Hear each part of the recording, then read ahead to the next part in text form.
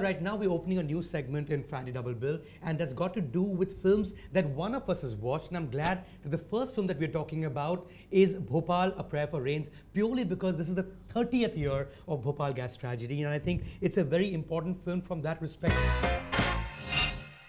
Anyway, Fahad, I don't know if you got to see in the 15th year of the tragedy, a film made by Mahesh Mathai, which was Bhopal Express. And that got a lot of attention in the West purely because David Lynch decided to present that film. Well, this is a singular subject that will always be a thorn up the West backside, purely because here was a tragedy that took place. If it had happened in the First World, the response would have been totally different. So the value of human life is treated very differently. And because of the 30th year, a lot of things have happened around it. You know, there have been art installations. Samar Jodha did an excellent one that I saw certain pictures of. And, you know, obviously journalism took it up in a big way, whether it's newspapers or news, or news channels. But I think as a response, it's the feature film that is going to be watched by more people. And it's been made in a very entertaining sort of way also, in a very slumdog kind of format. I'm glad that's the route that they've taken. And I thought it is an important film, but an equally interesting film too. Well, it's interesting because Martin Sheen, of course, essays the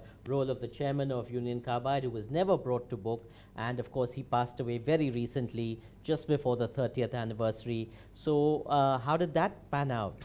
You know, I think what Martin Sheen does to this film is what no actor is capable of. Of course, I spoke about how there's Western interest, so that explains Kal Penn in the movie.